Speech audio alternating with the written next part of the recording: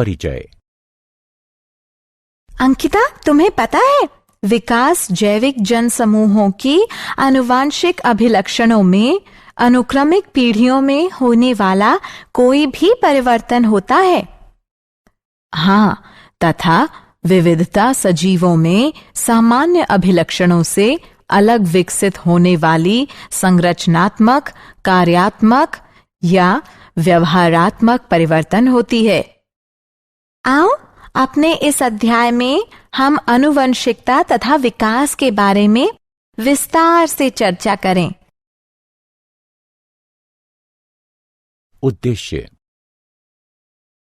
इस पाठ के अंत में आप निम्न करने में सक्षम हो जाएंगे: विकास को परिभाषित करना, जीवन का उद्गम समझना, उपार्जित तथा वंशानुगत लक्षणों को पहचानना, जाति उद्भवन समझना, विकास तथा वर्गीकरण को समझना, अनुरेखण विकासात्मक संबंधों को समझना, जीवाश्म को पहचानना, विकास चरण को समझना, विकास तथा प्रगति में अंतर पहचानना और मानव विकास की प्रक्रिया समझना।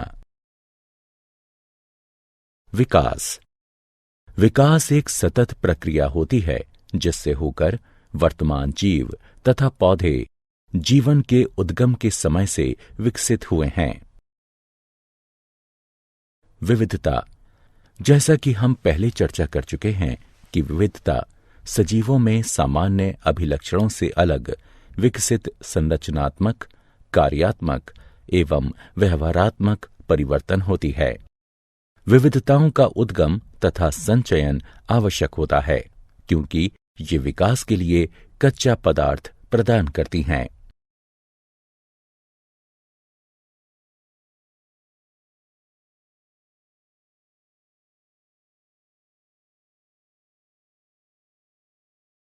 विविधताओं के प्रकार। विविधता आनुवंशिक या गैर आनुवंशिक हो सकती है। आनुवंशिक विविधता विकास में प्रतिभागिता करती है, जबकि गैर आनुवंशिक विविधता विकास में प्रतिभागिता नहीं करती है। कोशिकाओं की प्रवृत्ति के आधार पर जहां ये विविधता उत्पन्न होती है, दो प्रकार की विविधताएं होती हैं: सोमेटोजेनिक विविधता या उपार्जित लक्षण, भ्रूणीय या ब्लेस्टोजेनिक विविधता। सोमेटोजेनिक विविधता वे विविधताएं होती हैं जो किसी जीव की आयु के दौरान किसी भी समय जीव की दैहिक कोशिकाओं तक ही सीमित होती हैं तथा ये विविधता जीव के साथ ही मृत हो जाती है एवं ये गैर आनुवंशिक होती हैं। ऐसी विविधताएं जीवों के जीन में पाई जाती हैं। ये या तो पहले से ही उनके पूर्वजों में उपस्थित होती हैं या समय के साथ उत्पन्न हो सकती हैं। ये विविधताएं आनुवंशिक होती हैं तथा विकास के लिए कच्चे पदार्थ का निर्माण करती हैं।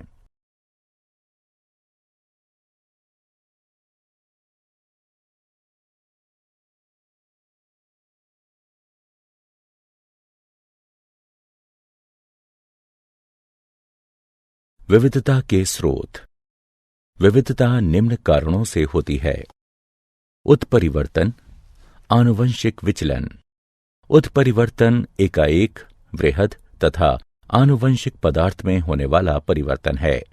ये परिवर्तन कुछ प्राकृतिक कारकों या मानवीय गतिविधियों द्वारा हो सकते हैं। आनुवंशिक विचलन अवसरगत अस्थिरताओं द्वारा जीन आवृत्ति में होने वाला यादृच्छिक परिवर्तन है। यह समष्टि के आकार के विपरीत अनुपात में होता है एवं इस प्रकार यह छोटी समष्टि में अधिक ग्राह्य है, जिनमें अंतःजनन की अधिक संभावना होती है तथा यह हानिकारक जीनों की होमोजाइगोसिटी की आवृत्ति में वृद्धि करती है। यह बिना किसी अनुकूलन के विविधता प्रदान करती है।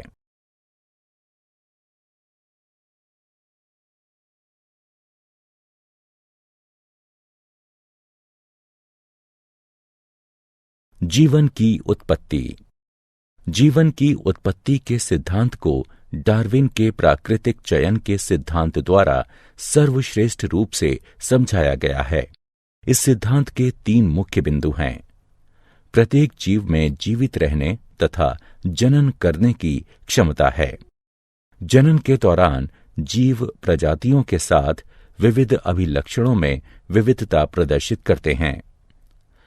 लाभप्रद अभिलक्षणों के साथ जीवों में अधिक जनन करने की क्षमता होती है। वे अभिलक्षण जो जीवों के जीवित रहने में सहायता करते हैं, वे उनकी संतानों द्वारा आनुवंशिक रूप से अपनाए जाते हैं तथा पीढ़ी दर पीढ़ी ये धीरे धीरे बढ़ती हैं या ये प्राकृतिक रूप से चयनित हो जाती हैं। स्टैनले एल मिलर तथा हैरोल्ड सी उरे ने सन 1953 में अपने अनुरूपण प्रयोग में लघुकारक स्थितियों के अंतर्गत अति साधारण यौगिकों से साधारण यौगिकों के गठन को प्रयोग से सिद्ध किया था।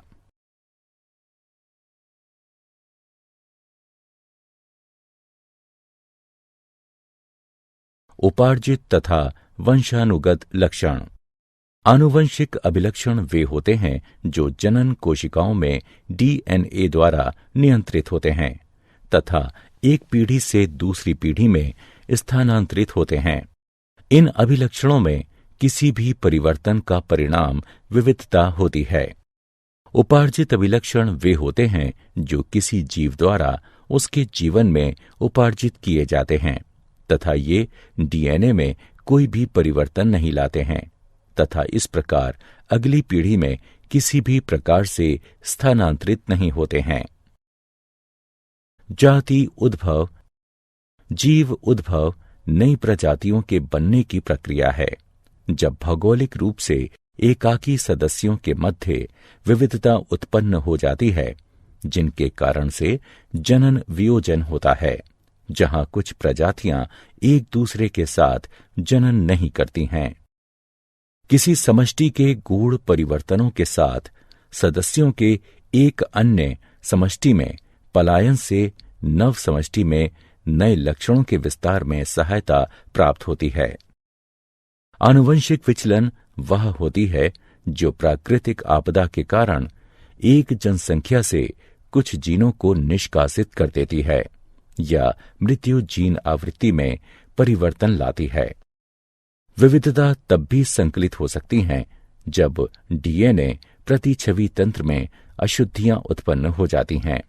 गुणसूत्र संख्या में परिवर्तन से भी 2 उपसमूहों में भयंकर अंतर उत्पन्न हो सकते हैं।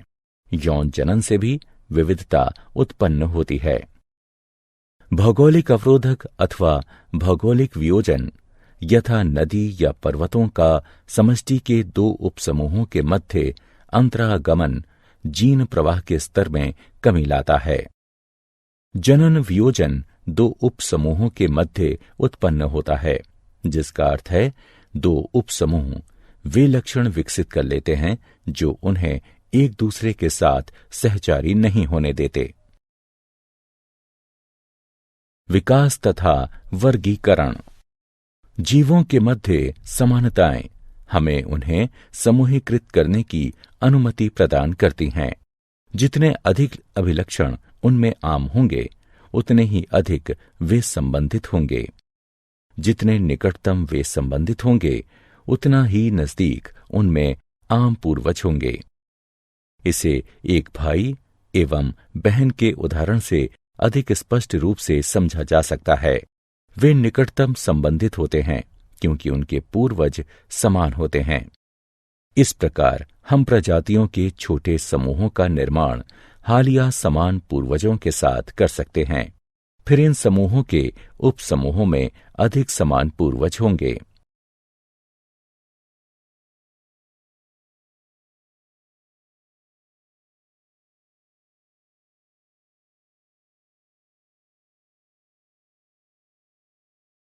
विकासात्मक संबंधों का अनुरेखण। विविध जैविक अध्ययन हमें बतलाते हैं कि अपने उद्भव के बाद से ही जीव अपने नए रूपों में विकसित होने के लिए अपनी संरचनाओं में विविध परिवर्तनों से होकर गुजर रहे हैं। विभिन्न प्रकार के जीवों में कुछ समान प्रकार की विशिष्टताएं विकास के पक्ष में प्रमाण प्रस्तुत करती हैं, क्योंकि उन्हें एक समान पूर्वज से विकसित हुआ माना जा सकता है। कुछ महत्वपूर्ण स्रोत जो जैव विकास के लिए प्रमाण प्रस्तुत करते हैं वे हैं समजात अंग, समरूप अंग। समजात अंग वे अंग होते हैं जिनकी मूल संरचना समान होती है लेकिन कार्य भिन्न होते हैं। उदाहरण, एक मेढक, पक्षी तथा पुरुष का अग्रबाहु। यह हड्डी की एक ही मूल संकल्पना पर निर्मित होते हैं, किंतु इनके कार्य भिन्न होते हैं, यथा कूदना, उड़ना तथा पकड़ना। समरूप अंग वे अंग होते हैं जिनकी मूल संरचना तो भिन्न होती है, किंतु उनके कार्य समान होते हैं। उदाहरण, कीटों तथा पक्षियों के पंखों की संरचना भिन्न होती है, किंतु वे उड़ने का ही कार्य करते हैं। जीवाश्म। अतीत में रहने वाले मृत पशुओं या पौधों के अवशेषों को जीवाश्म के रूप में जाना जाता है। एमोनाइट यानी अक्षय रुख, नाइटिया यानी मछली तथा राजासुर यानी डायनासोर जीवाश्मों के कुछ उदाहरण हैं। यदि हम मिट्टी को खोदते हैं तथा जीवाश्म को खोजना आरंभ करते हैं तो हम पाते हैं कि सतह के निकट उन जीवाश्मों की तुलना में नए जीवाश्म मिलते हैं जो हमें गहरी सतह में जाकर प्राप्त होते हैं। चलिए हम अब 100 मिलियन पूर्व से आरंभ करते हैं। कुछ अकशेरुक सागर तट पर मारे गए तथा रेत में दफन हो गए और रेत एकत्र होती गई तथा दाब के चलते रेतीले पत्थर बनते गए। लाखों वर्ष उपरांत एक क्षेत्र में रहने वाले डायनासोर मर गए तथा उनके शरीर मिट्टी में दब गए। यह मिट्टी चट्टानों में परिवर्तित हो गई। चट्टानों में पहले से ही अकशेरुकियों के जीवाश्म थे। इसके और कई लाखों वर्ष उपरांत अश्व जैसे जीवों के शरीर उस क्षेत्र में चट्टानों में दबकर पहले से बनी इन चट्टानों पर जीवाश्म बन गए। कई वर्ष उपरांत क्षरण अथवा जल प्रवाह के द्वारा कुछ चट्टानें हटीं तथा अश्वनुमा जीवाश्मों का पता चला।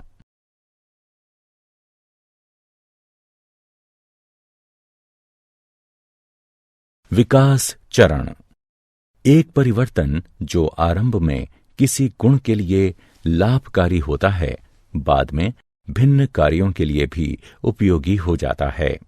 उदाहरण, पंख आरंभ में ठंडे मौसम में रोधन प्रदान करने के लिए उपयोगी थे, किंतु कालांतर में वे उड़ान भरने के लिए उपयोगी हो गए।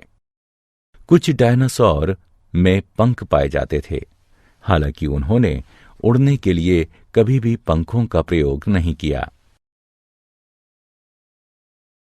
विकास तथा प्रगति में अंतर। विकास में पुरानी प्रजातियां नई प्रजातियों के निर्माण के दौरान विलुप्त नहीं होती हैं तथा अधिकतर पुरानी तथा सामान्य प्रजातियां अभी भी जीवित हैं। विकसित प्रजातियां कभी भी पैतृक प्रजातियों से भिन्न नहीं होती हैं। विकास प्राकृतिक तथा आनुवंशिक विचलन पर आधारित होता है जो एक साथ मिलकर एक ऐसी समष्टि का निर्माण करते हैं जो अपनी पैतृक प्रजाति से वियुक्त होती है। मानव विकास। जैसा कि हम पूर्व में चर्चा कर चुके हैं कि मानव तथा बंदर बहुत ही निकटतम संबंधी प्रजातियां हैं। बहुत समय पूर्व इनके पूर्वज समान हुआ करते थे। यहां तक कि मानवों में भी पूरे विश्व में प्रारूपों में तथा विशिष्टताओं में अत्यधिक विविधता पाई जाती है।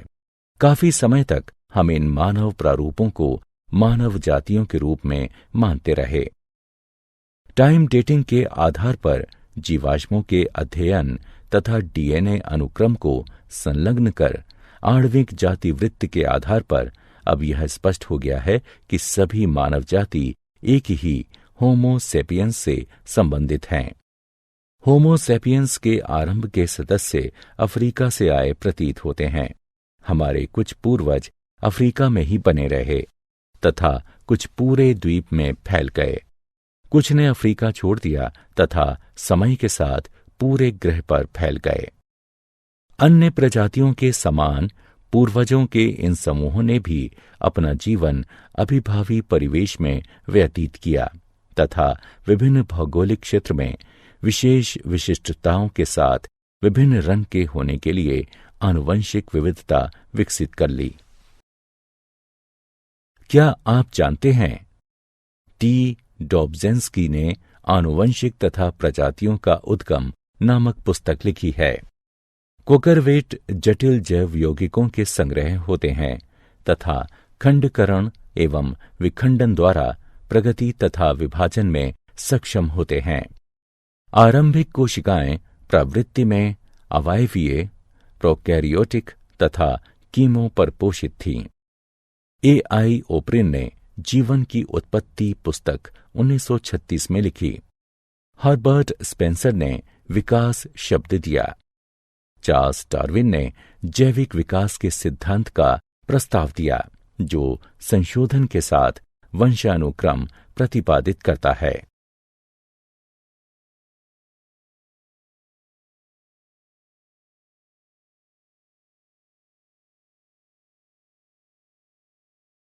लिनार्डो दा विंसी को भूविज्ञान का जनक के रूप में भी जाना जाता है। W.F. लिबी ने कार्बन 14 डेटिंग तकनीक का प्रस्ताव दिया, जिसे पूर्ण डेटिंग तकनीक भी कहा जाता है। बोल्टवुड ने डेटिंग जीवाश्मों के लिए यूरेनियम आधारित पद्धति का सुझाव दिया। नेएंडरथल मैन प्रथम सभ्य व्यक्ति था, जबकि क्रो-मैग्नन मैन को आधुनिक व्यक्ति का विलुप्त प्रतिनिधि माना जाता है।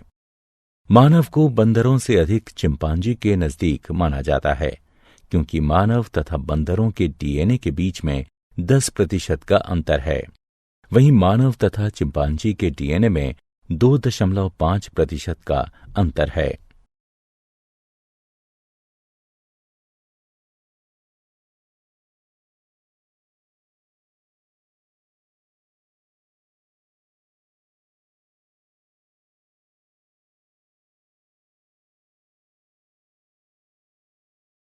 सारांश।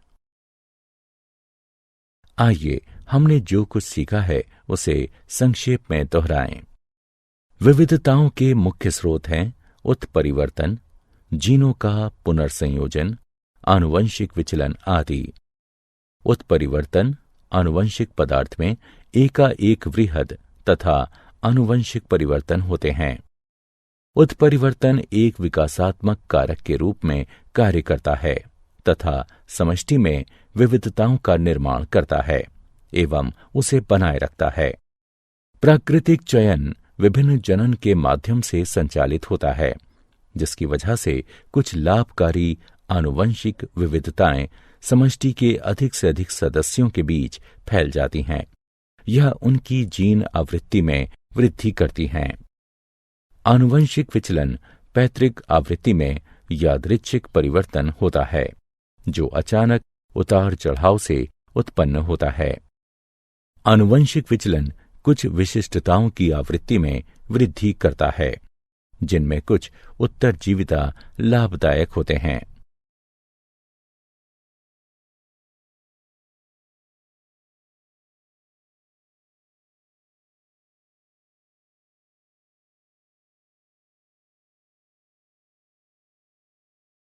चार्ल्स डार्विन ने जैविक विकास के लिए प्राकृतिक चयन के सिद्धांत का प्रतिपादन किया।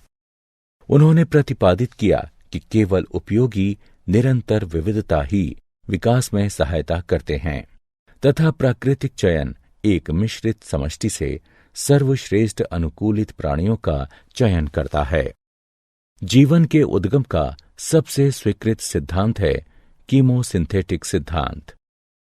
इसका प्रतिपादन ओपेरिन तथा हेल्डेन द्वारा किया गया था। यह बताता है कि जल में प्राचीन जीवन की उत्पत्ति 4.2 बिलियन वर्ष पूर्व आदि काल में रासायनिक विकास द्वारा पृथ्वी के पर्यावरण में कमी के साथ हुई। इसे प्रयोग द्वारा मिलर तथा उरे द्वारा समर्थन प्राप्त हुआ। जाति उद्भवन में निवर्तमान प्रजातियों से नई प्रजातियों के उद्गम सम्मिलित हैं। जाति उद्भवन उत्तरोत्तर या तात्क्षणिक हो सकता है। उत्तरोत्तर जाति उद्भवन विस्थानिक अथवा पृथक प्राणी समूह हो सकता है, जबकि तात्क्षणिक जाति उद्भव उत्परिवर्तन के द्वारा होता है।